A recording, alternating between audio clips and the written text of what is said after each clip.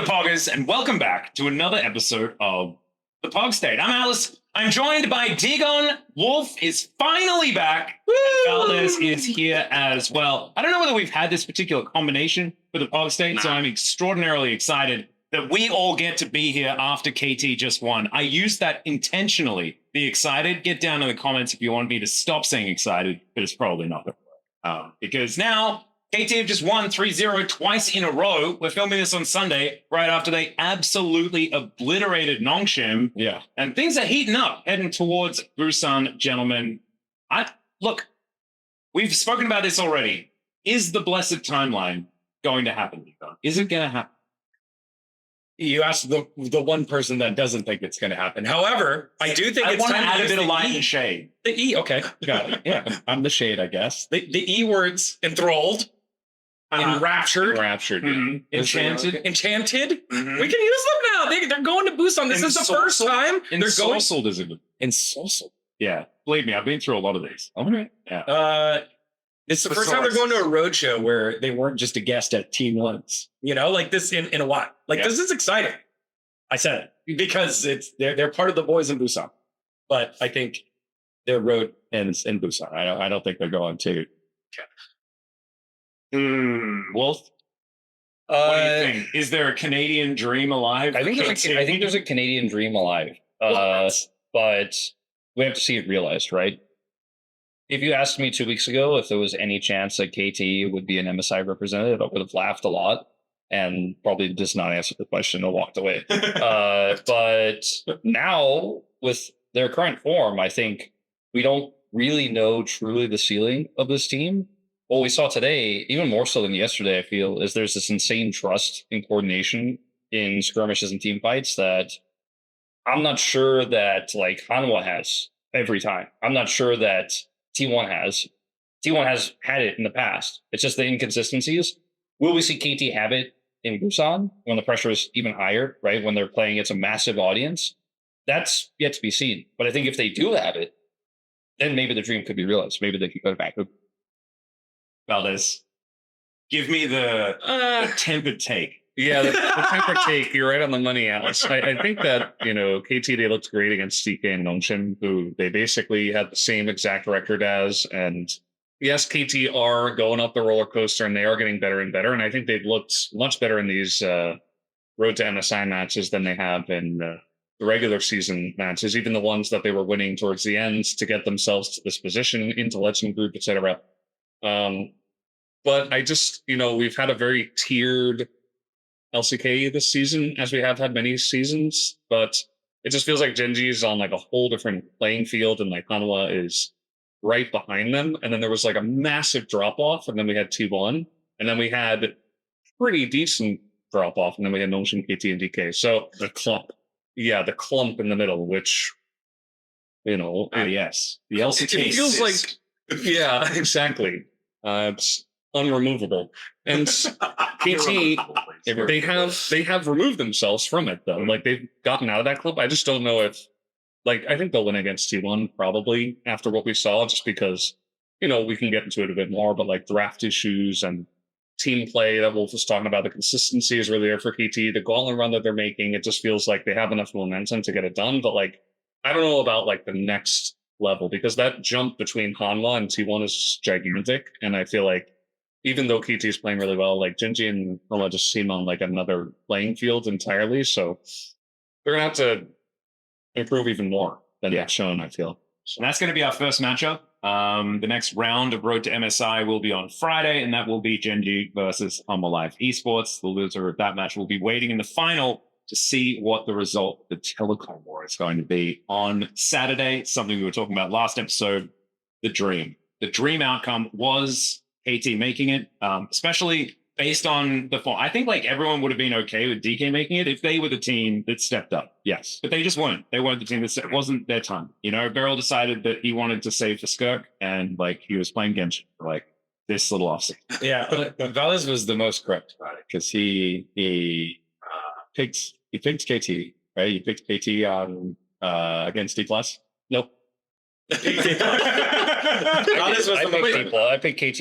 No, I did in the road to MSI, but I didn't in the tiebreaker. Because almost anyone could have seen, okay, it's either KT like wins or D plus wins. That first one is a coin flip, and whoever wins that will steamroll through Gnome Shim just because they've got the momentum, and all of the clump teams were momentum based, right? So they were listen to your Hyung early on for Gnome Shim, and then Cal subbed on it. The two different. Right now, it's like, don't listen to your Hyung. Yeah. Please. Maybe put tape over his mouth or something. With D plus, it was the crazy drafts back in LCK Cup, and then they had that really long losing Oh, streak. do remind me of LCK Cup. They were so good back then. And now KT, it's the roller coaster that only goes up. It only goes up, and it's the BDD ride, and it's very, very fun to be on.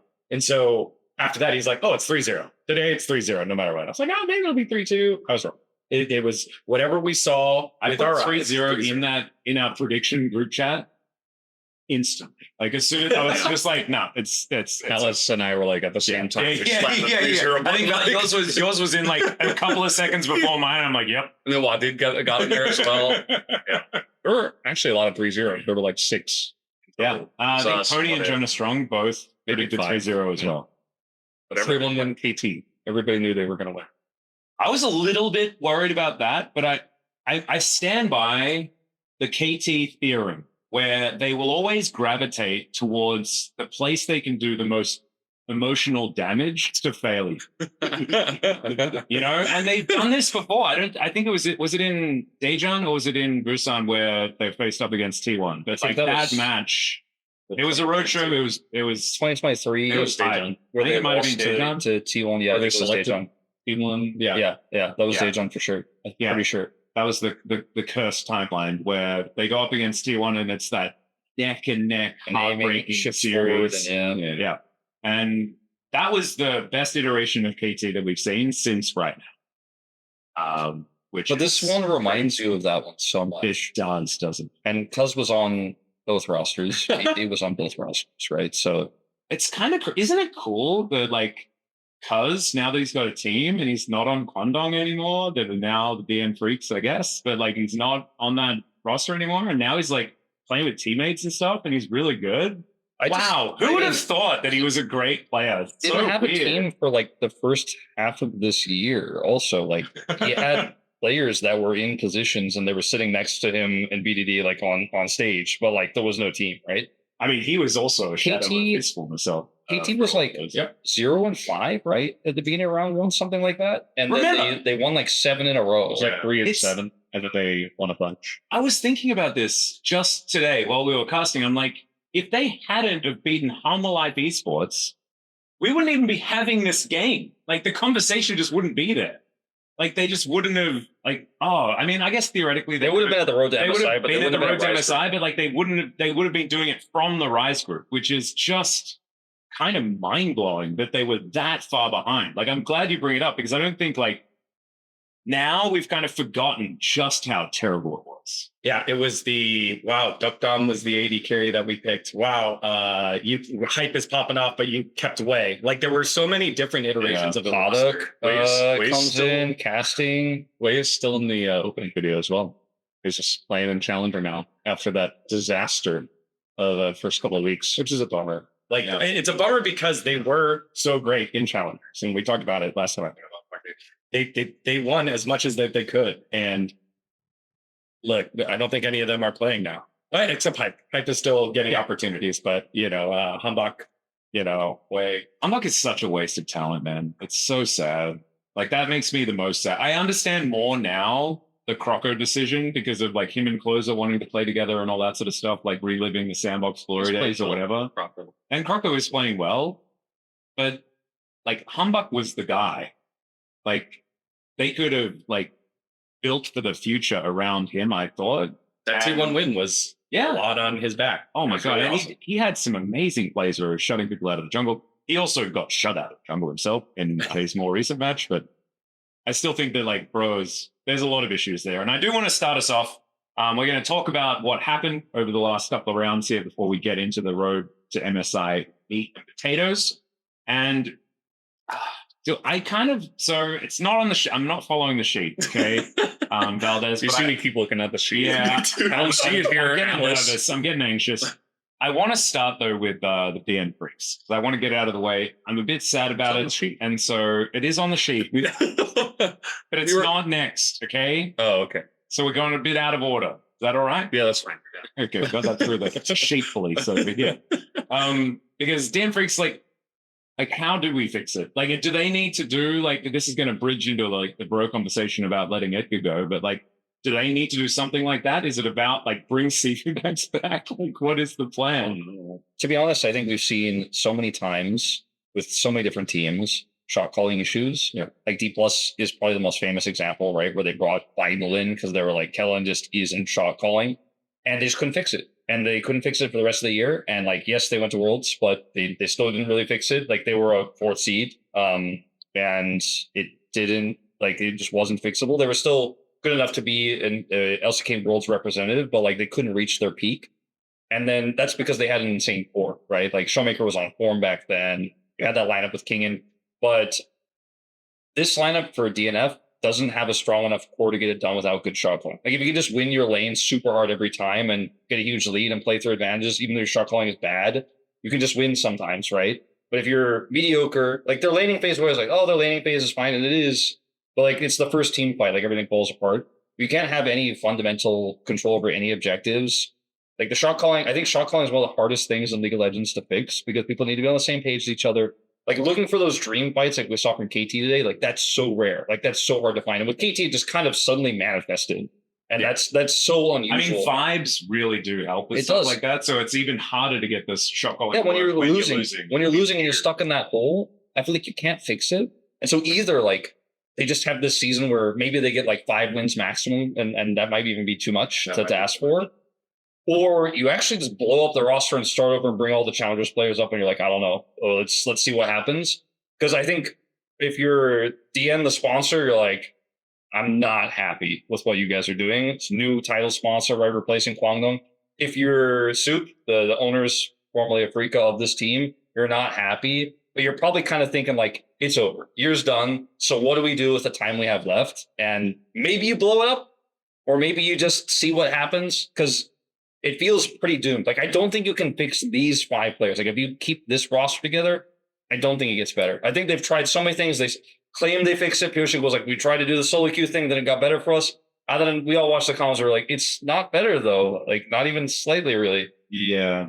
As someone who's lived through pretty terrible Digon Golden Garden story incoming.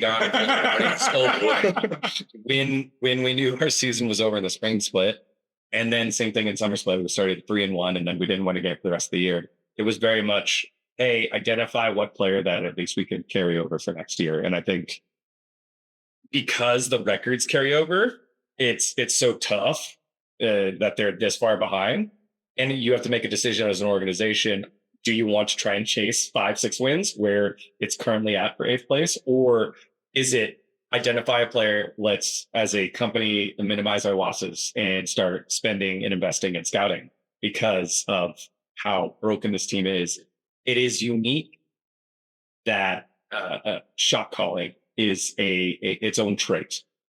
I always thought that, someone can figure it out. But no, I really do think that it requires a special individual who's okay with taking the blame when it's wrong, who's willing to make the right play, who has the game knowledge and can disseminate that. And whether that was Pioshik, whether that was Berserker, whether whoever, you look up and down the roster, there's a lot of experience, but I guess there isn't someone who has that trait to take on that responsibility. There isn't trust also. Like, I feel like you need that person and you need trust. And like they have neither. And it's so hard to build as well with rosters like this that are not doing so well, because you can't just say like, oh, now this guy is going to be the shot caller. Just follow him for whatever he does. And then you've got Dudu. It's like, oh man, I'm just going to pick H. Because we've seen, we talk about all the time with Lehens and taking this Nongshim team. Like, I know they got knocked out of road to MSI, but they overperformed what we thought that they would, especially early on, because it was listen to your young. He consolidated everyone. He took it when he was wrong. He celebrated with the team when he was right. I just don't think that DNF have that. And on top of it, all the losses create like that desolate area. So I really do think that as an organization, they have to decide for next year. That's what they do, Valdes. I'd say you try to build around Berserker. I think he is the guy who was the most positive from what we could tell. Even like in some of the mic checks where he was like, it's all right, guys, after he had like tried so hard to carry and they had still lost, and he was still trying to keep the hopes up. And we know he's very talented. Like I think he does deserve to be in the LCK. For me, it's hard though, because now even Berserker isn't reaching those heights. This happened to all the players on that old Elmsham roster as well that we always talk about, where it was like, similar situation where the individual players are so good, but as a team, they just can't really get it done together. So, I just try to look to the future. I mean, the season is over. 1-17, you can't come back from that. You're probably not going to make play-ins unless you have some like KT-esque mega comeback, but there's just, you can try like over the break. You have like a decent 1 month break and you can say, okay, let's give it the old college try. But if you come back and everything's the same, then you just blow it up, build up around Berserker because everybody else is not playing well. Nobody else is getting anything done. So, it's pretty sad. I don't think it's a coaching issue, right? Like, a lot of people are calling for Rapid Star's head, and I'm like, we saw what he did on other teams. Yeah. Like, this was not, like, it's not his fault, I feel.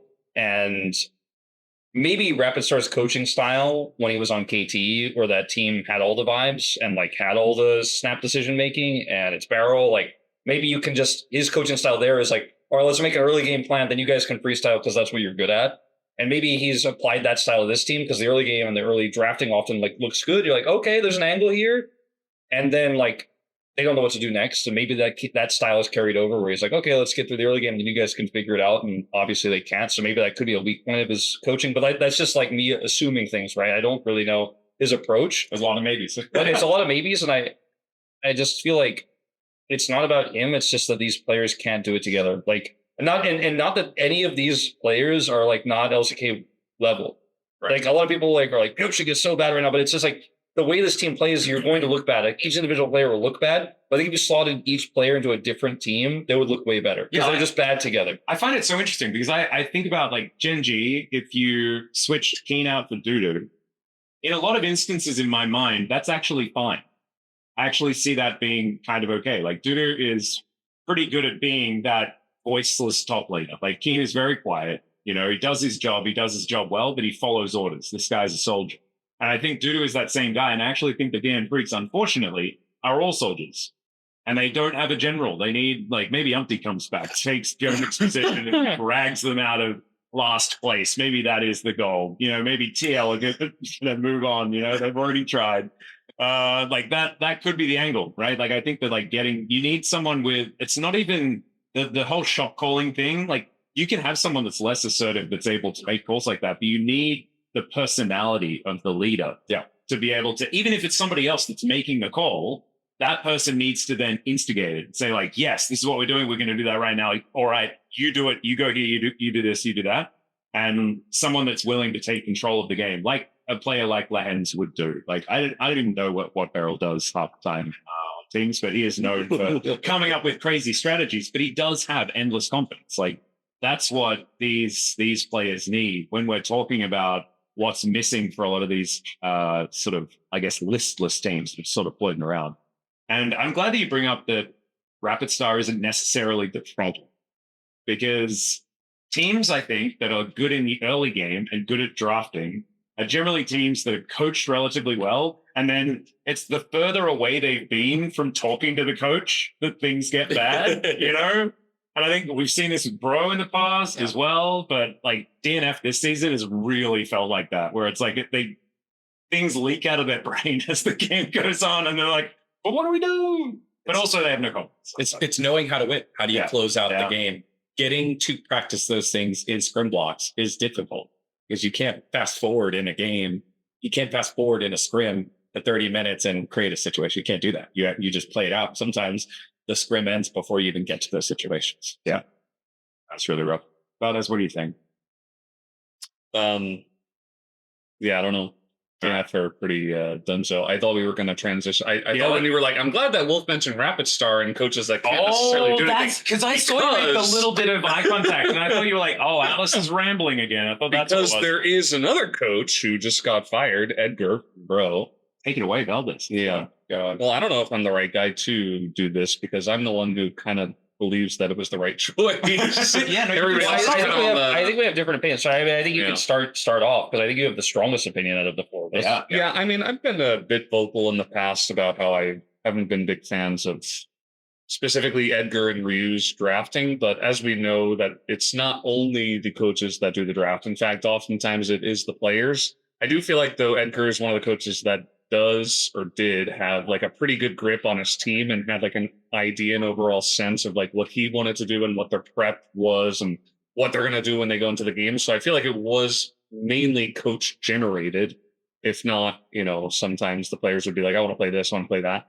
So for me, I just feel like Bro have not had success for a very long time.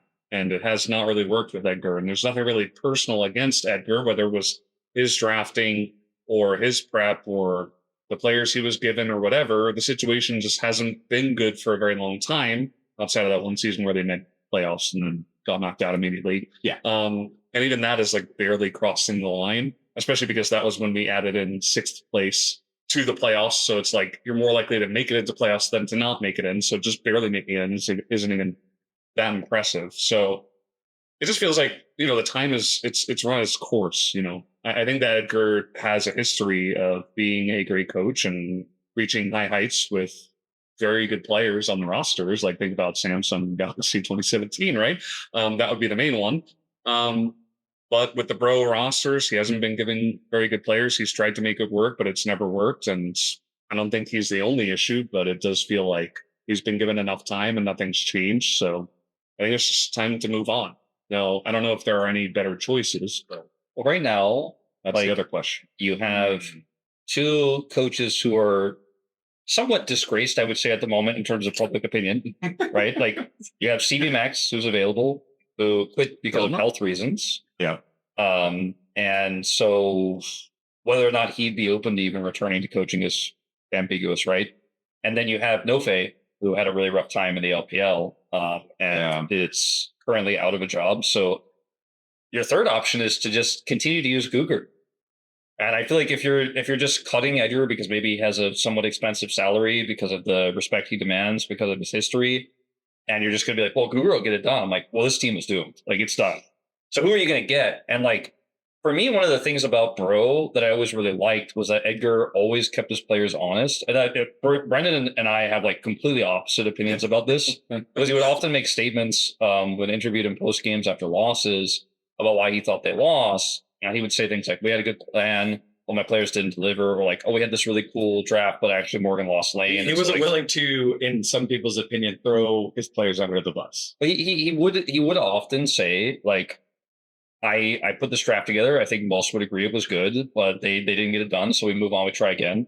And I think he has such a good grasp on how to, because he's like one of the most experienced players coaches next to like Kesman. If you guys remember him, of working with like a very budget, very weak roster and making them eke out a playoffs or, beat D+ a few times or randomly beat a top team because he knows that like, even though Morgan could play Sion and Yorick and can't play Jace in this meta, which is bizarre, that he could still draft around that and still find playable drafts for Bro. I feel like he has such an experience advantage over a lot of the other coaches around at like, maybe I guess you could say CV Max has been in similar situations because he was on Kwangdong, right? And that roster wasn't very good, but he still was able to make it very viable for a while. I feel like if you get rid of him and you just say, well, Guger can get it done, like, well, that will never happen. Do you have the funds or even like, is it a good choice right now with public opinion to get CV Max who just quit because of health issues or to get Nofe right now? I just don't know what the plan is. Like, it almost makes me wonder, was there like a fight within the org or something? Like, this is kind of a bizarre choice to me. I can understand pretty sudden. Yeah, sure. It was a good timing in terms of like, there's a huge gap. There's that one month break we were just talking about for Bro to like figure out how they want to rebuild. But it feels like because this month is so important and you don't have like a captain pushing your ship forward. I'm like, I just can't personally really agree with this choice right now. I feel like he was one of the most stable and important parts of keeping this relatively like budget roster afloat. And now I don't know what's going to happen. I don't know what Bro's next move is. We'll find out soon, I hope, because if we don't, then I get even more worried. Because I was actually telling Degon a lot. I was like, man, bro, some of their best and peak performances, they could like run the Rise group. I was like, this team at its best actually looks pretty clean with Croco. You know, they could be up there 7th, 6th place, like, and be pretty dominant there. Champions, baby. That's what I'm saying. But, you know, now I'm like, oh, how does this work? How does it work, Digo? Before we get to how it works now, please raise a glass, sign off for the final time. Ensign Edgar, it was a solid 4 years of service. We appreciate your work. I'm not in the army. I don't think I'm allowed to do that. Yeah, Am I I allowed think we're supposed to do that. Yeah, we're allowed to. Gross, like hand over that. What's his nickname? Ensign, like a ship ensign. Oh, okay. Like that's a rank in the name. Almost not as catchy as some of your other ones. Yeah, but it was good. Did you have to like dig into Wikipedia to find the E word? Just too excited, Edgar. Not so excited now, or maybe yes. I don't know. When a team, I agree way more with Wolf here. When a team fires a coach in the middle of the season, there's a fight, or there has to be a clear plan on moving forward, and it's a wait and see to see who they end up hiring, or if they don't hire anyone. And if they don't hire anyone, that's time to panic. It's already time to panic. I don't think so because they have 5 wins and the teams are competing with have 5 and 6 wins to make the playoff run. There's just a discrepancy from the leadership team and the delta on where they're at, like with the talent that they have and their ranking of where they're at. And I think if you've been at that organization for 4 years, you know it better than everyone else. You also are the ones that created the infrastructure. You created the schedule. You created the identity of each roster, because you don't get to pick the players, the org does, right? I think that now, for the first time in a long time, there's a discrepancy between what the org thinks they should be, especially the fact that they signed Crocker in the middle of the season. They are investing more money in this roster to where they're at. Maybe it was the goal was make it to road to MSI. We wanted to capitalize on this team, and it wasn't close. It could have been in the contract. Like, yeah, we're thinking about letting you go, but we'll give you one chance. And if you don't make it to road to MSI, then your contract is terminated. Mid-season firing is very worrisome, I'd say. And so I think for the Bros, I don't think it works. I think now it's on the players to do it. And that's so much pressure. It's sink or swim. And Guger has been a great veteran of the LCK for such a long time, but not as a coach. And I think that's just too early for him. It's perfect for him to learn from someone like Edgar, but it's too early. Yeah. For me, like, I feel like Bro they had a great run at Kesper Cup. That was super fun, right? And I think that the thing that bothers me, the thing that I keep going back to, is just their decisions around rosters outside of the gameplay. I actually think that the gameplay was great. Like, the way they came together in the Kesper Cup, you saw how this team is supposed to work, but like, not actually buying hype and instead buying Umbuck and then replacing him instantly because their mid laner wanted to play with his friend. Like, Croco was already looking for a team before. Yeah. Like, you could have just got Croco and not wasted your time and actually got hype on the team instead of having him as alone. I think like hype is twice as good as Bull, if not more. I think Bull's not, everyone knows about Bull. Yeah. And Bull has 3 champions in the play, and for some reason, people just keep letting him play them and draft. And keeps they still lose anyways. Yeah, it's always not necessarily his fault, but yes. Ballista, Draven, Varus. Yep. Yeah. And I think that they need to find that they just didn't quite realize where the problems were, where the glaring holes were. And it's almost like they're trying to patch holes that don't exist with half the boat missing. Like, what are we doing here, guys? And because Edgar was there for such a long time and demands that level of respect because he earned it, winning one of the world championships, this type of signings probably this time, like, went through it. And I think if that's the case, this is the messiest roster in the LCK. Like you have, I think 11 guys, not 11, like you have 3 junglers that played. No other team has had 3 guys playing the same spot. Does Ellen really? Ellen does. He did play in multiple series. But then you sign Kroko. It's like, no, just run with your guy that you bought until Kroko comes in. And even then, it goes back to what Atlus said. Kroko was available the whole time. Like KT has done all the different amalgamations, but even then, they still use their challenger team. Yeah, they don't go out and hire a new one. Yeah, You're exactly right. Like it's sort of like it feels like they're trying to throw money at the problem when Bro's shopping at Goodwill for their roster, man. They're like, what's left over? Who didn't get picked? Let's whoever's making the decision, which I don't think is Edgar, is like looking through like, Ellen, like, yeah, I'll put the basket, we'll see.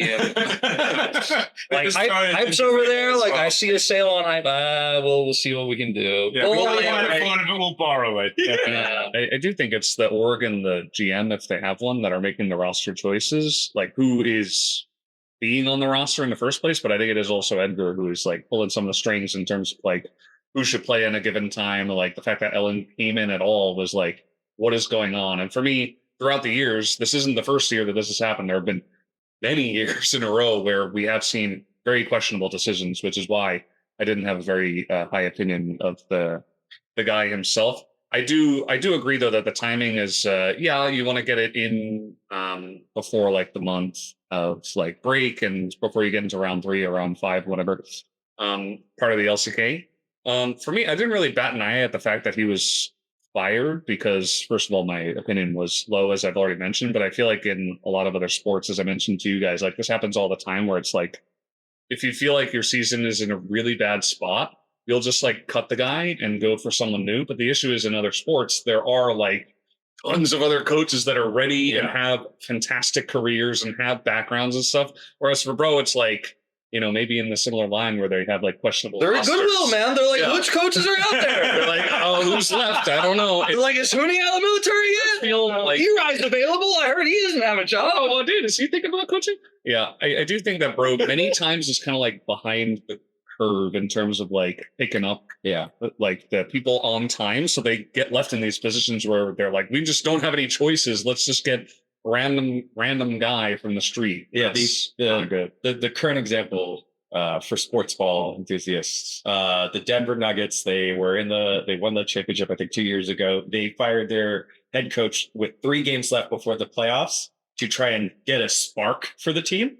And they were able to do so. They made it to the conference finals this year. So they won, I think, 2 series and were 1 game away from making it to the Western finals. So it is like, hey, look, there's potential here. We believe in some of the players. Closer's having a good year.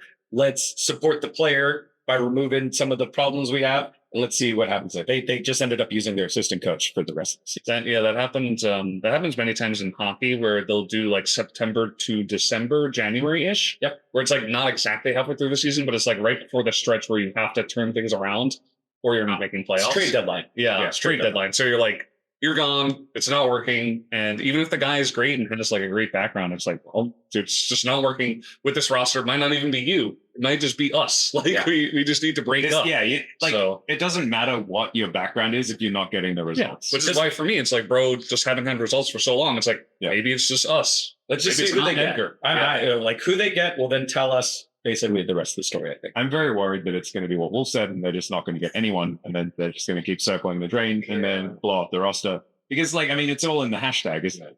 I mean, also, if you are like, they're already going to blow it up. They already told us that. If you are even like Uri, right, who's again one of the best coaches you can get, who's a similar type. Is he doing okay, by the way? Do we know? I think he's in a pretty good spot. Okay. That's he's been posting a lot of like stuff on Facebook and sharing, like he's been like traveling a little bit stuff. That's good.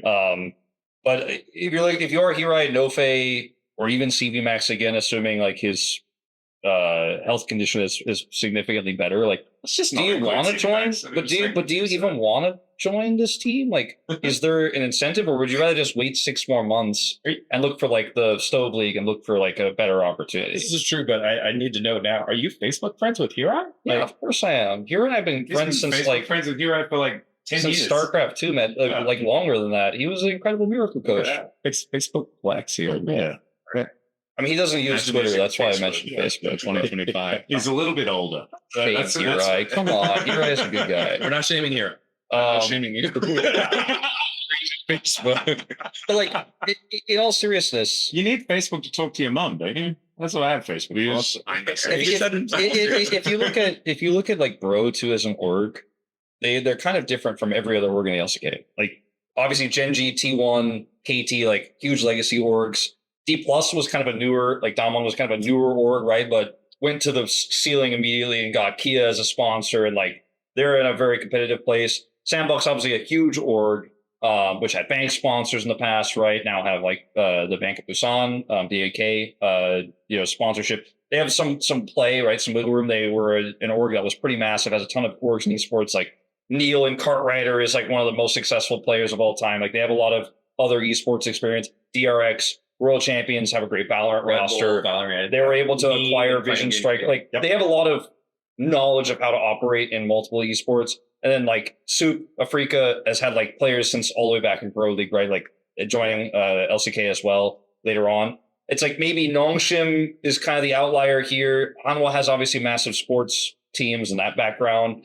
I feel like Bro is kind of this odd man out where they like claim Najin, but they're not really like there's no like Najin here. Like they had Reach. They did take their spot. Yeah. That's They had Reach. And it's like, okay, Reach is very esports, but he's an esports pro gamer. I feel like Bro's business sense hasn't really caught up with like all the rest of the teams in terms of like building a roster. Maybe they get someone like Hirai, who's both a coach who also like kind of runs the team a little bit, similarly to like how Koma kind of runs the team a little bit in the future. But I feel like that's a future buy. That's like not we're 5-13. This will fix it buy. So I don't know. It's tough. It feels doomed right now. I want to see what they're going to do, and we won't know. But I'm not optimistic. I'm sorry, Dion, but I'm not optimistic. I'm not optimistic. I'm optimistic that Bro are going to be capable of winning more games. Yes. From now on. Yes. Because they're in the group with all the other teams that can't win. So that's good. Including 50% of their options that they're going up against are either equal or worse than them. Yes. There we go. That's the Broptimism. I brought it back. And now let's have a conversation about how sad DK is before we get towards Road to MSI. Because we do need to talk about our very tight race that we had for the Legend Group. We've been talking about the sad Rise Group teams, and one of the teams had to join the sadness. And that was unfortunately D plus Kia. And this is the worst thing for me is that if I was to like evaluate how good these teams were from like the last 2 weeks perspective, I'd probably put Nongshim in the Rise Group. I probably wouldn't put DK there. Personally. That's what I wanted. That's what I predicted. I predicted it would be Nongshim and then they beat T1. Like, I feel like that win earns them their spot. Yeah. Well, I mean, it mathematically did as well, right? Like that's the upset when you got to find. And I feel bad to say this, but like we've all been kind of saying it and hinting at it, but Showmaker's performances have just not been great. He even gave, at least I saw this on Twitter, so I'm basing it off of Twitter like feed I saw, and then someone translating and posting some of his interview that he had, press conference that he had after the loss. And he was like, this is the worst performance I've ever had, like this year as a mid laner since my career and my debut in the LCK. And he's very self-aware that like he's really struggling right now. I mean, it just feels always been like that though. He's like super hard on himself and also super aware of when he doesn't perform. Yeah, and anecdote time, because we can talk about experiences here on this safe space. When we finished the KT D plus tiebreaker, and I was walking back with Cuz. I saw Cuz, and I'm like, Cuz, 선수 축하합니다, congratulations. And he like laughed and nodded. And then Caster Jun came by, and in this big voice was like, Cuz, yeah, congratulations, whatever he said. It was awesome. And then he and I walked together to the elevator, Caster and I, and it was D plus waiting the elevator.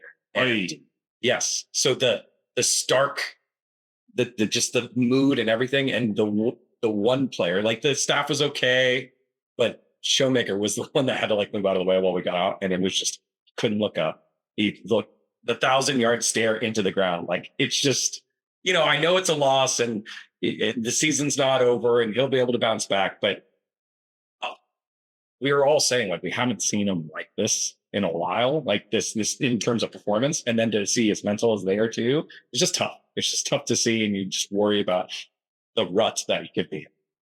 Yeah, for me, I think that a lot of people have been watching this, like the downturn of Showmaker throughout the year.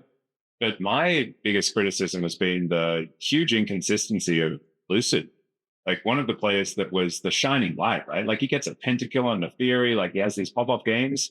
He wasn't there for the last 2 weeks. He just wasn't there. It's just kind of absent. And like he was a guy that we were toting as like he's rookie of the year, like this guy that bounces onto the scene and makes like a big splash and has just sort of immediately gone to the wayside. And I don't necessarily know what, like, because you look at the pieces of this team and you're like, damn, like, how is this not working? Like, because they're really good. And for me, like, Lucid falling down a little bit in the last couple of games has been kind of worrying. You're somewhat tethered to your mid-prio as a jungler, but I feel like it's not about that style. Yeah. It's some performances we've seen from him in team fights. There's either some fear to go in or like going in at the wrong moment, like too early, or choosing the wrong target that I've noticed from Lucid over the last few weeks that is not the same kind of. Remember when Canyon was having that tough year on D plus and it felt like somewhat tied to Showmaker not having prio like he always did. And then Canyon was like, I don't know how to play now because Showmaker always wins lane. I'm always winning with him. We're always having this strong jungle mid. I feel like Lucid is like, Lucid's a word for this. Like, it's like he's disillusioned right now with everything. And the whole team is just kind of got this fog, this cloud over them. You could even feel it in aiming. Don't say the fog. It reminds me of Mao when he was talking about that Nongshim roster, man. It's always the fog. The fog. You're right. It sort of feels like. I think I give Lucid and Chewy the pass. I give them the pass because of Showmaker and Barrel's performance. I still stand by it. Like, you can tell that, like what you said, the either hesitation or the tilted engages, like we're giving the engaged feelings, but that's what it looks like. It looks like he doesn't care. And it's like, Pantheon, send it. Oh, I'm dead. Like it looked, and I feel like you give him a pass for that. I give him a pass because it feels like he can't, he doesn't get the mid prio or Barrel's, looking at 0-5, 0-7, something like that. And it just, I feel like it makes it difficult for him to make any plays. So he's like, well, I feel like I haven't done anything, so now I'm going to do something, and it's wrong. It's wrong. Yeah, it's just like apprehension and not having confidence in your teammates. Like the two main people you play around as jungle is mid and support, right? So it's Showmaker and Barrel, and like we saw today when the hands like went in, and then he just died at level 2 on Rel in game 1, I think it was, and then Gideon was like, well, I don't have a support anymore. I kind of just have to roam around the map. And then he tried to like gank for Calyx and that didn't work. And then he's like, what do I do? And it's not necessarily Gideon. At least Gideon's able to hold it together. Like I do agree Lucid's had like a different response, which is not exactly good. The run it down response. Yeah, he needs to be a little bit more reined in, I feel. But, if he gets too apprehensive at the same time, then he turns into like the old engage Maokai Lucid, which also wasn't good. Yeah. And on that play, who was there to counter it? It was Peter and Cuz, right? That duo was there. So I totally agree. Yeah, reading the plays. And maybe I'm a bit hard on it, but like the last couple of performances. No, it's been bad. It has not been good. It's just not been. I mean, more than bad, it's just like if you want to be considered a top tier jungler, you can't be having these performances in these big series, especially in best of fives, and like.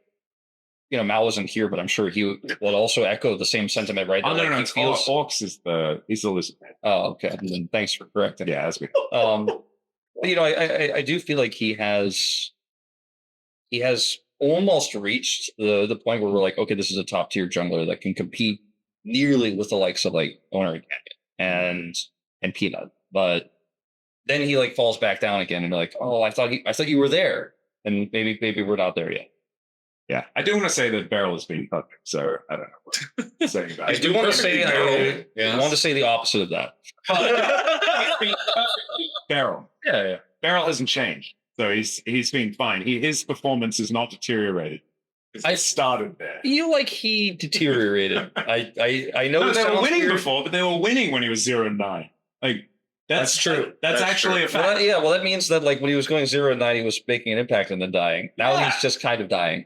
Yeah, and the team isn't trusting him. And the team couldn't find him. He was making the plays, No, I jest. Check him CC score. That's why we need to go back to Challenger so we can get this TC score in there. I bet it's really high. Yeah. 1,972.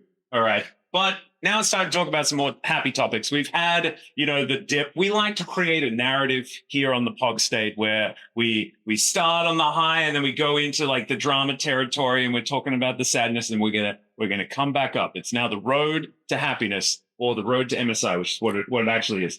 You know what it started with, though, Atlas? What did it start getting with? slapped by KT? Yeah, but we're going to witness that now from the KT perspective. Because they're the team we're following to Busan. The Slappening. And they're the team that It's Slappening! Well, yeah. Can we have that as the, we need that as the thumbnail. Maybe I should be doing this one. Because it was also Clappening. Yeah, the clapping, slapping. Yeah, it was. It was not close. I actually was I was visiting our friend Monte Cristo yesterday during the series, and I missed a lot of it, but also there wasn't very much of the series. So I felt like I was able to hang out with Monty and Susie much more comfortably without having to worry too much because the series just got over and done with extraordinarily quickly. Yeah. Was it? So we do need to sort of like have a bit of a conversation on how much of it was DK just tilting off the planet because BDD just backdoored them into oblivion. Was it all just the mental edge? Because DK were winning that first game. It was more of that. Game one was the only one that was a close game. It was a great game. And then after that, D plus fell apart. Whereas today, KT were taking it to Nongshin. It was so much more impressive today than it was yesterday. Yesterday was shocking. Today was impressive. That's how I was most impressed with game 3 today. Like, I was like, this is insane. And I started to feel it when they made that play bottom side with the charm from Peter. And actually, even before that, like the dragon attempt where they looked for the ult with Cuz trying to ult with the Renekton go over the wall. I was like, this isn't going to work, but it almost could.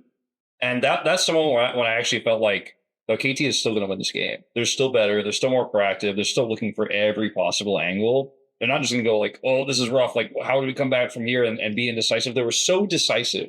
Like in all 3 games from start to finish, Peter catching the hands on the roam, wrapping all the way around, just headbutting him to oblivion. Almost like that. It was just like I said on the cast, like it felt like they made Nongshin like an 8th place team. Like they didn't even belong here. It was insane. Cuz was like actually clairvoyant today. Like he just knew. That's some old Cuz. Yeah. Old Cuz. Cuz solo just ulting while doing dragon to like help his team on the top side. Oh my god. It was just kind of nuts how unsurprised they were at everything Nongshin did. And this is a Lahen's team. They go for the crazy. Yep. That's how they get wins. They surprise you. And Cuz is like, oh, you're going to do that? That's boring. I'm going to kill you. And like, that was the response to everything that was happening today. Outside of like BDD also just like massacring them. There was one moment, and I spoke to Wolf about this, I think it was after the game, it's Rise game, where he's like in the middle of killing someone and sets up a realm warp to kill Calyx who's trying to get away. And like just realm warps on top of him mid-queuing someone to death. It felt like he was playing. Just goes and kills Calyx. Like, what? It felt like he was playing Portal. So he like queued through the portal and killed somebody somewhere else while he's like over here. Whilst getting his companion cube to the Nexus. Yeah. When we had the stat that he was like 7-0, then the next time he picked the second one, but 7-0 on Rise, I didn't realize how dominant his Rise has been this season. Like it was at that moment that I was like, oh, they should stop doing that. And he's like 0-1 on Oriana, 0-1 on Galio, and like 20% win rate on Azir right now. It's just like it's the most not BDD, while still being BDD. Like Talia and Rise still pretty big. But I just feel like his champion pool has evolved, grown over time. The fact that he's getting consistent Yone bans is kind of hilarious. Who's going to do the thing? When are we going to see in Fearless one team just play and ban a ton of mid laners? Just get rid of them for one series. Ooh, and this is a beautiful bridge yes. to the first matchup that we're going to be, the second matchup that we're going to be witnessing in Busan. And the one that I think most people are most interested in, which is the telecom war. We'll talk about that before we talk about Humble Life Esports versus Gen G. I feel like that's going to be a little bit of a quicker one. But is that the moment for them to do that? That's what I'm saying. Like, target the middle. Baker needs some mid champions. Yeah. I don't think T1 can do that. Baker's like, whoa, don't lock all those away. That's what I was saying. Is KT going to do it? I thought you were saying someone should do this to BDD. I was like, I think the exact opposite. No, they can't. Okay, so now I understand. Now I understand what you're saying because Baker has been, first picking Victor a lot. Yeah. And other teams are doing it too. Nongshim did it. Yeah. What the? And it wasn't the right move. Oh.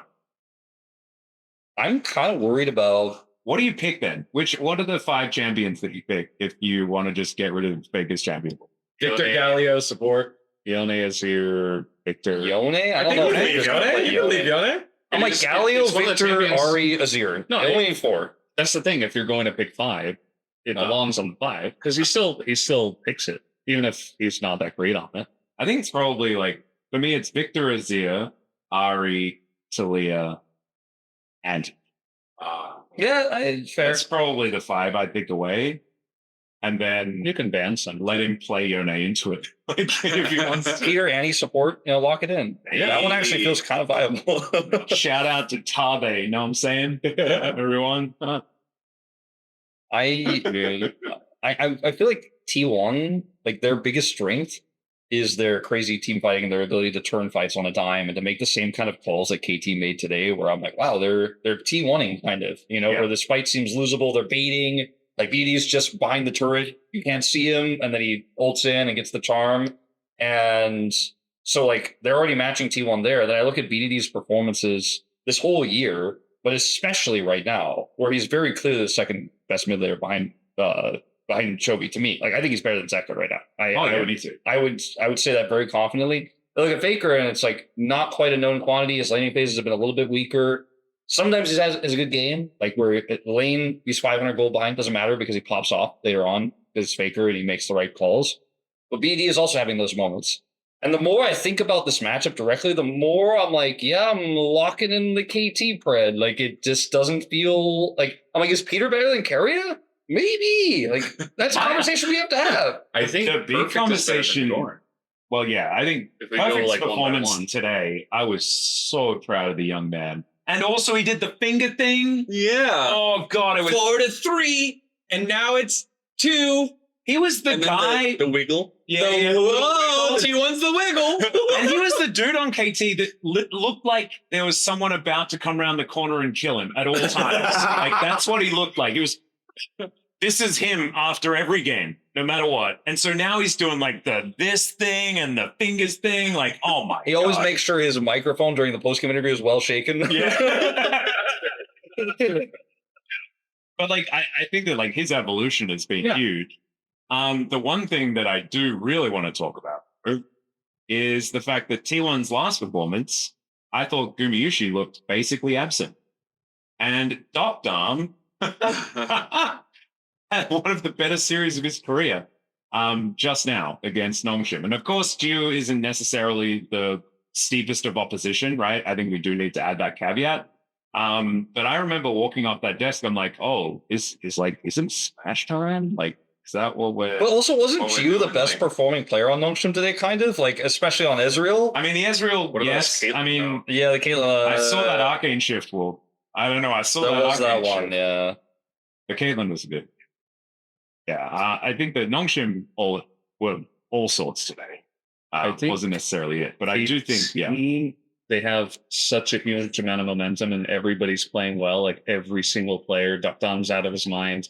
Even when he played against Aiming, Aiming is actually decent competition. He's the one guy in DK we didn't really mention because he's been good. He hasn't been standout, but I think the whole team has been struggling. So, and even into that matchup, Duck Dom wasn't the main player, but he also played Aiming really well and was able to match him and play better than him at times. So I feel like when he goes up against Guma, he can just do the same thing. If Guma's having a good day, I think Duck Dom can match Guma. Because I think if you're looking at T1 right now, in the past we would have said okay, owner has to be the guy. And, Doesn't he still have to be the guy? I mean, it's hard to say if T1 have many guys left because a lot of their lanes are losing, we'd say, right? In terms of just player matchups, top perfect should, in current form, should be winning. Faker should be losing to BBB. And then you look at the bottom lane, is kind of up in the air because it's hard to say that Guma and Carey would lose to Duck Down and Peter, especially after we saw them in the beginning of this year. But in form, I do think that Duck Down and Peter are looking fantastic. I just don't know if T1 is same low level of competition that broken Notion and destroyed DKR. Because yes, KT look great and they have a huge amount of momentum, but now they're going to hit real competition, and it's going to be harder. It's going to be much harder. I want to talk about the jungle matchup because there's one champion that stands out to me a lot, and Owner has come back to Sejuani a few times. I don't think he's necessarily played. How many games of Trundle do you think Owner has played in his career as a really pivotal, strong? No idea. I don't think I need more than one hit. 4. Hey, how many games of Trundle do you think Cuz in his career? 37. 28. I feel like that's. I'm in your brain today. Yeah, it's weird. It's like from earlier on as well. Super weird. That's this pick that I think is super pivotal right now on this patch, and even on the previous patch. Dr. Grid, he only played that 5 times. Yeah, well, that also didn't work out for him last time he played. But I feel like Owner kind of has this very specific champion pool, and luckily for him, like Xinjiao and Pantheon are on the list, and they're very good right now, and it's super strong.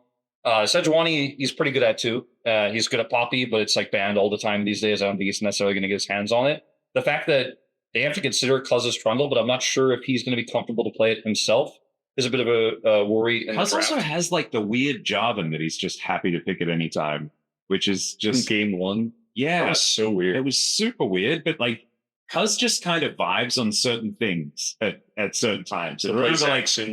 Was it the last game in the tiebreaker series where he just picks Jarvan and they win? I think that was a large reason why he's like, oh no, the Jarvan worked good last time. Let's just do that. Like, I feel like he does a little bit of picking like that. And I don't know whether T1 are necessarily going to know exactly what Cuz is vibing for. The biggest edge I think T1 has is not just like Owner is super consistent, maybe he'll be the guy, is that they have 6 games of KT to watch and prepare for. And I think if T1 has a really good read and a really good strategy, they even have that extra day because it's the second match in Busan. Like they have a lot of time to prep and prepare. If they have some really cool drafts, Carey is cooking a little bit. Maybe they have something really cool for Doran to play. Carey is going to be home as well, you know. True. If you think about it, it could be his mom's cooking that he's actually able to have. I think that's strategic decisions and draft, I think, are how T1 can win the series. But I just don't know what those are going to be. No one can know, obviously, right? But like, if they just play meta, I think KT win. Yeah. Let's talk about what the T1 fans are going to be thinking. And that what they're going to be thinking is that the last time they watched T1 at Best of Fives at Busan, things were pretty good, actually. They were pretty good. You know, like there were certain Best of Fives from certain LPL teams that, as it turned out, T1 were just better than. You know? And they like those odds. Yeah. They do like those odds. I remember someone said that. Daniel told me that. Daniel told me that, I think. He said that to millions of other people. Yeah. At the same time. But he did, I remember. I felt really aimed. You know, it was great. I'm not going to that. But I do think that T1 do become a different team when it is Best of Fives and when the work needs to be done. You know, like T1 locked 3rd place, pardon me, in a Legend group pretty early on. And so I think that they probably realized that they didn't quite have to give it their all towards the end of the season. And so dropping the game to Nongshim, they were obviously trying to win, but the pressure wasn't on. It wasn't like, if you don't win, we're doomed, you know? And so I think that this could be a different T1 that we're going to see. Will I predict that T1 are going to win? Probably not. But I do think that like that is something that you need to take into account when you're like thinking about what to expect of the series. Because I think that like after this, KT, 2 very one-sided KT favored situations, those don't tend to last in a good way. It's T1 in Best of Fives versus Perfect and Peter in Best of Fives.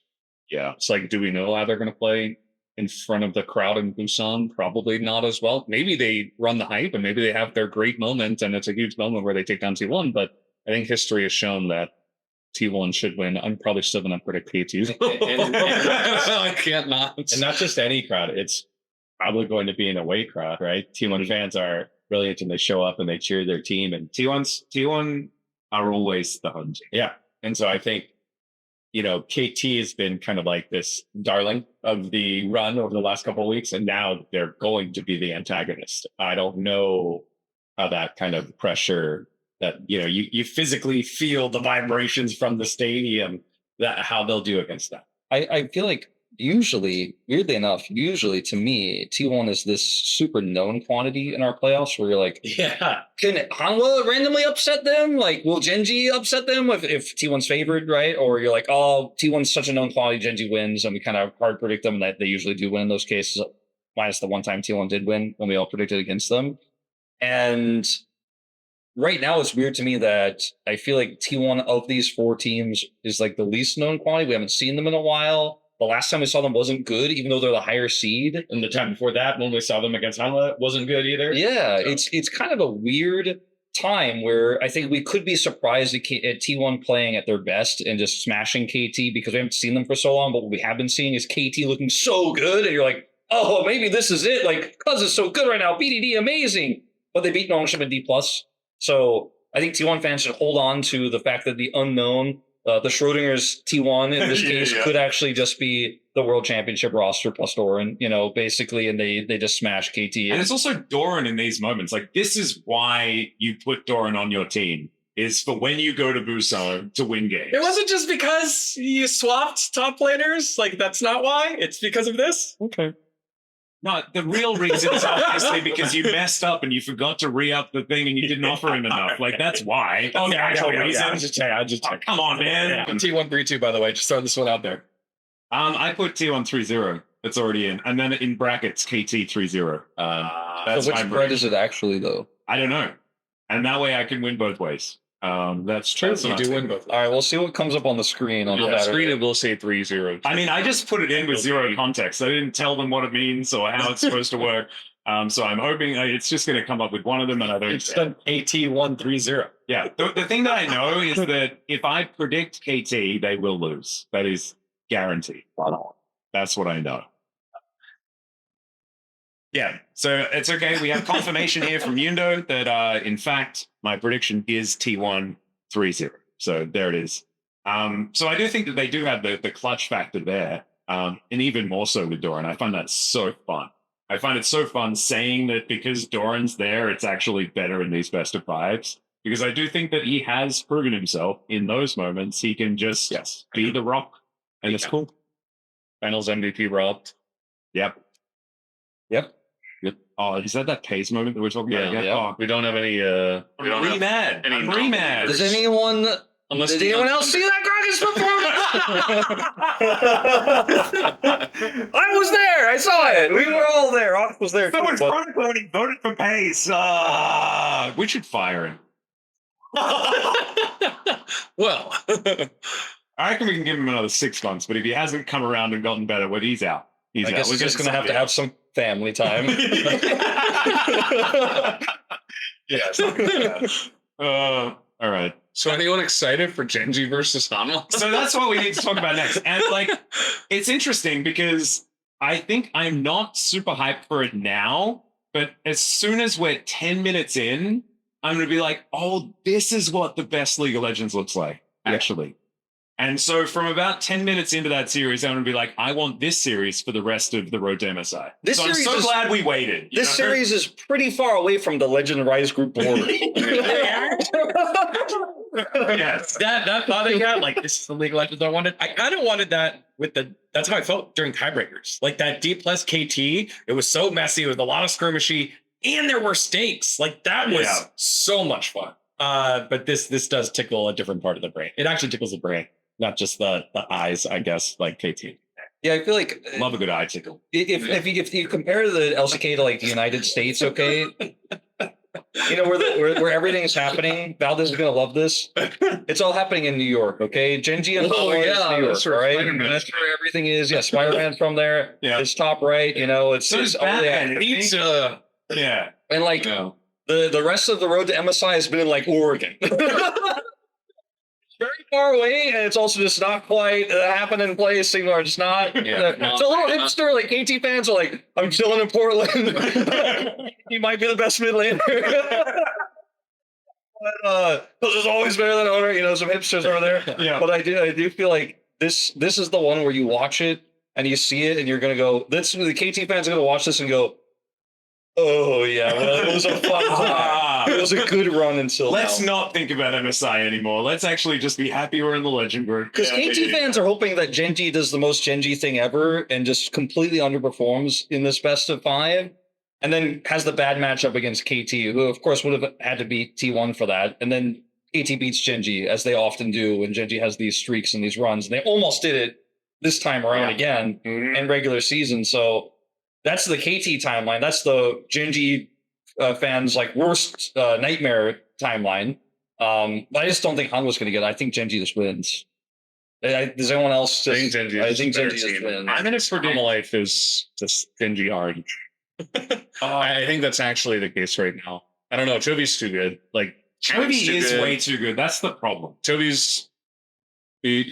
If there's a team you want to try to do like the 5 mid picks against, maybe it's him. But then I think like no, it's actually If you probably could pick not 11, him.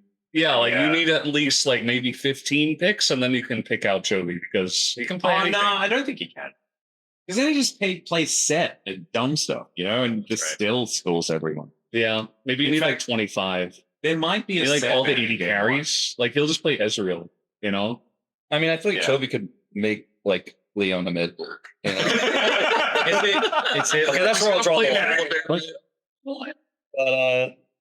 But Is it like, because in my opinion, the biggest gap is in jungle, right? And it's not like I feel like it's contextualize this because Peanut is brilliant, but Kenny is just better. And so, like, do you try to eliminate some of those champions where that type of divide is gone in terms of like hands, and then just make it more of like a cerebral game where it's playing tanks and facilitators? Well, I kind of feel like, to me, I feel like the jungle gap is like the smallest out of the gaps. Maybe top lane could be considered that, but I would kind of give Zeus a pretty big edge there right now.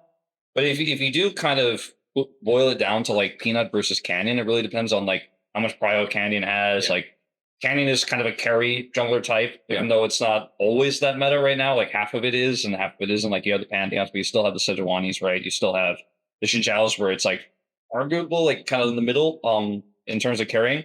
But the gaps that I feel like you might want to chisel away at would be like putting Zeus in an uncomfortable position where he has to blind something he doesn't like, or trying to get counter picks for Zeka, because even though the mid gap is pretty big, like maybe with just the right pick, like they can play through that with Peanut. But I think if you try to like give Peanut the edge, it's like a waste of bans, because he can almost always find it. I think maybe, in fact, like Genji might target Peanut. Like Poppy might be banned every game, for example. I wouldn't be surprised. I'm actually like, as you were talking about the matchups, though, I sort of went over them in my head, and like we are so spoiled. Yeah. Like this matchup is and my favorite thing about it, Will, is that I'm going down like Keen versus Zeus, like the best top matchup you could ask for. Zeka versus Chobi, maybe like BDD versus Chobi is more fun right now, but like we haven't seen Zeka for a while. We know what this guy's capable of, and this is also some revenge for the LCK final last year, and it's super fun. Like that's an incredibly hype matchup. Candy versus Peanut, Tale as Old as Time. This is like super hype. Viper versus Ruler, like what? I think that's where the gap is the smallest, actually. Well, I think that like say 80 carries. Yeah, that's what I thought. Yeah, that one's.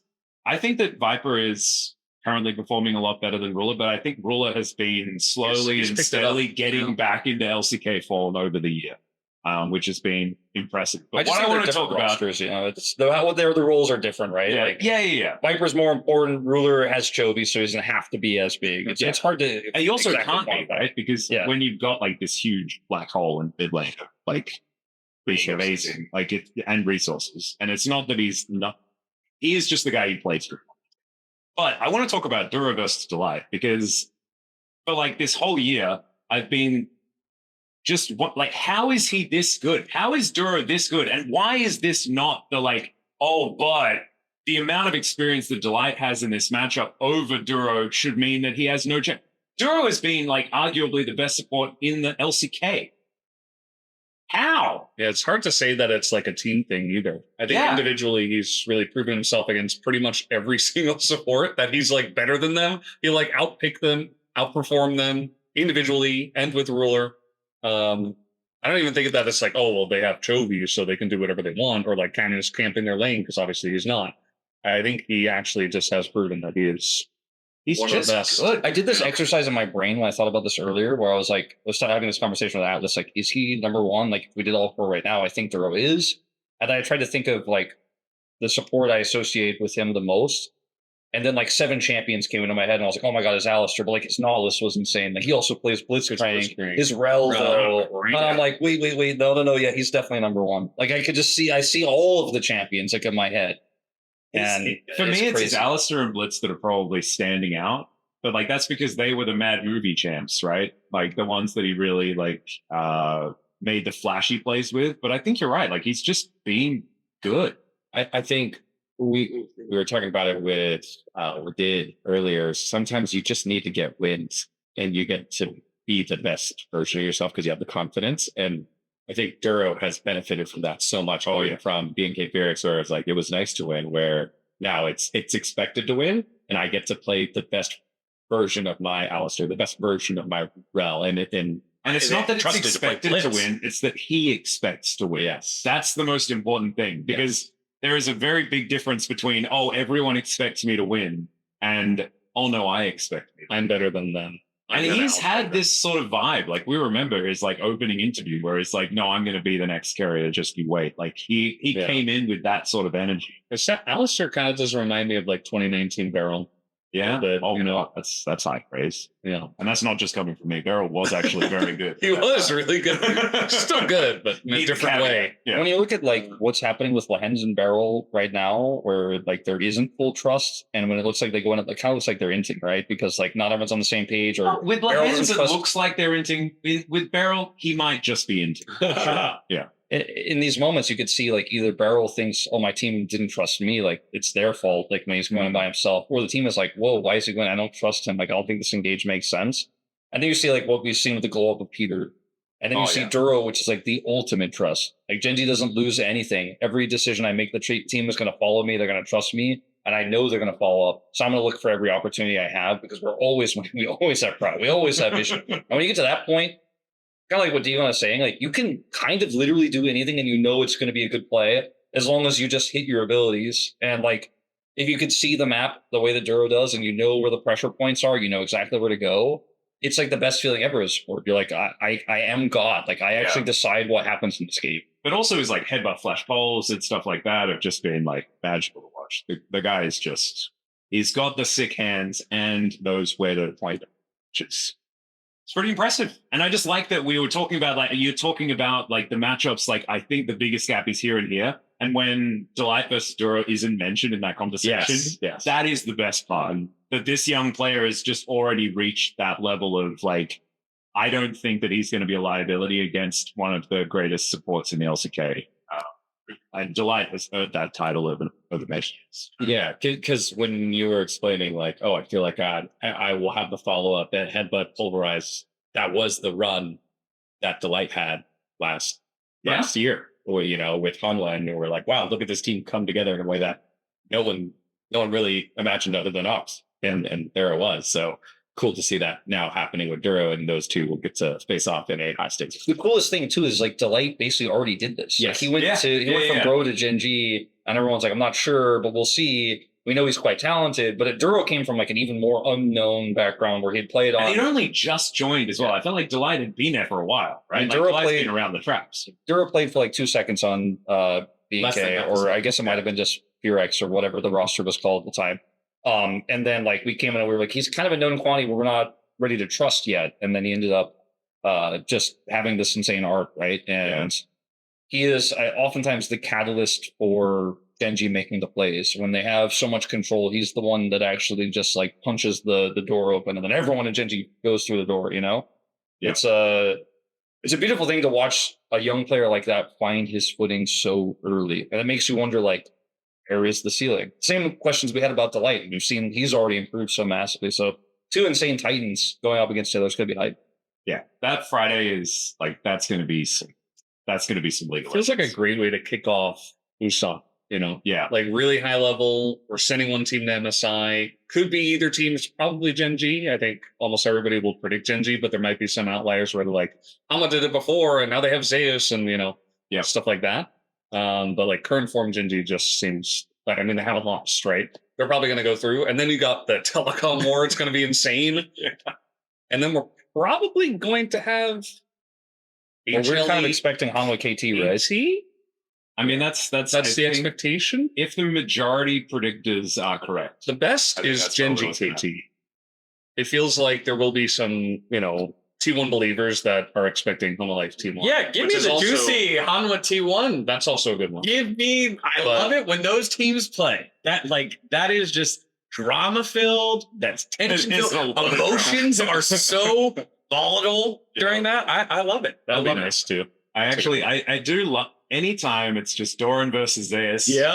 Oh yeah. The only matchup we don't want is Gen G T1. That's the only matchup that's not okay. No Gen G T1. Yeah. That's not that. Yeah. Honestly, it's been a little while. Like honestly, it's kind of fun. Actually, that one's honestly that sounds like it's a 5-gamer. Like I'm super hyped for it if it happens. I don't know what I'm going to predict Hanwha versus Gen G though. I actually think that like that one is in my brain contentious because I feel like it's the Hanwha. Are they actually going to lock in? It is the best 3-5. Yeah, Gen G 3. Remember when they played against each other last time? It was supposed to be super hype, and then Gen G stomped them. Except the game where they had a horrible draft and they still almost won. Like they did lose one game, but they almost won, even though their draft was basically unplayable. Wasn't that the set draft? That was the Chobi did 1 billion damage. I don't remember what the draft was. I just remember Cassigan being like, "This draft is." This wasn't that one. The set one was against Bro. Yeah, that was against Bro, which I felt was the more difficult match because it's Gen G trying to beat the blue shell. Sometimes the blue shell just hits. I'm still going to give it some more thought before I actually lock in a prediction to that particular one. But it's just going to be good. I think there's like any iteration of what's going to happen in Busan is just good. And so we're going to go from and the way that I'm imagining it, while you were talking about it, Valdes, you were talking about like how it's like going to be this like peak League of Legends match. I'm feeling like that's the stadium match. And then we go into like the basement brawl of the telecom war. And then we're back up for the main event on the last day. We basically just took like the warp zone pipe to the spring finals, like without actually doing the bracket. You know what I mean? Like we always had like the number 1, number 2 seed. Oh, we did the bracket, but like it's number 1 seed versus number 2 seed in the finals. We always do that. This time we just go straight to the finals, and then we like see what would have happened if we did it the other way, basically in reverse. It's very cool. It's a very unique format that we have that I'm still not like fully adjusted to yet. Like I keep thinking in my head that the Telecom War is the first matchup, but it's not. Like we just go straight to the Gen G Hanwha one. We already have some KT pros in the chat. I did that. I was we were predicting for the KT series rather than predicting for the first match. We've had so many of those lower bracket finals be like the more hyped series than the finals since we added the roadshow format. We had the lower bracket finals first. And then the actual Sunday match is kind of like that matchup, weirdly enough, in a different way. It's very fun. I'm very much looking forward to it. Honestly, every day is like super awesome for different reasons. And it's just, we are in for a treat. And it's going to be absolutely incredible. But I think that is about. But who's going to MSI? Oh, right. Any Preds? Gonna do Preds? Well, it is on the sheet. He said he's thinking about so I thought Sorry about that. Gosh, you need to be stop being such a big cheater. You know? Yeah, you're a bit of a I'm cheater. just a bit of a cheater. Sorry, You're a guys. cheater, Valdes. Always been like you, man. The first time he did it, and I was like, I hope he does it again. Doesn't give a shit about the sheet, man. It's the road to MSI, guys. It's our final PogState before we have that happen. Yeah. Who's going MSI from the road to MSI? Gen G Hanwha, so Gen G Hanwha. I want to say I don't give 2 sheets because whoever goes. You have 2 sheets though. You will have to give them to someone towards the end of the day. I'm gonna have to say Gen G Hanwha. I mean, it's a safe bet. Yeah. Veg. I'm gonna say Gen G KT. Brave. Yeah. You're I so think KT. brave, I think if Hanwha Life lose to Gen G, I think KT can beat. Oh, we saw that. Like memes aside, we did see it as well. Like KT versus Gen G feels like the best because it'll be like, oh, Gen G, they lost to Hanwha, and now they're kind of shaken. You know, KT always gets them at their weakest, but I feel like Gen G should beat Hanwha. So Hanwha Life will be in the final rounds, and KT, it feels like our favorite against T1, but you don't know. Like maybe T1 get through, but if KT make it through T1, I think they can beat KT coming off the 9-0 road to MSI. I don't know about 3-0 against T1, but I didn't know about KT 3-0 against D+. I didn't know about KT 3-0 against Nongshim either. Some of us did. I was a 3-1 Andy. So I was a 3-0 or 2. Valdes and I were like, yeah, we mentioned this, but we were just, damn, 3-0. I do think that, like, I'm going to be very disappointed if Gen G are not at MSI. So I do not, like, for me, like, the blessed timeline is also the cursed timeline where, like, KT make it to MSI, because I think the way they do it is by getting through Gen G, and then not seeing Gen G at MSI will be a tragedy after this season. Like, they have just been so good. Many people would still consider them the best team. Like, even if they lost 2 best-of-5s in a row, people would be like, we don't have the best team here. Yeah. Which would be weird. Severely reduce their chances of having a gold. No, but that's already out the window because they weren't the team that won first night, and they were also not the team that won Kessler Double. I'm just kind of they were one match away last year. Wasn't that December? It was still considered this season. Oh, because it was this season's rosters theoretically, although they didn't use them. Yeah. Zinni played really well though. The sheet does say we're supposed to do a closing. Yeah, we should probably do that. I think it is time for us to go, but we're incredibly hyped for Road to MSI. I hope you guys are as well. And I'm sorry for not addressing any of the comments from the last episode. However, they were absolutely lovely. There are a few, I can't remember off the top of my head. That's a shame, but we are going to go over comments next episode. So get them down there. Let us know who you think is going to go to MSI and why, and will it be KT, and are you getting enthusiastic about that matchup against T1? I want the T1s to sign off as well because we haven't seen them for a little while. And so let us know why T1 are going to win the Telecom War. So thank you so much for watching, and we will see you next time for another episode of the PogState in a couple of weeks. Bye-bye. Bye-bye. bye.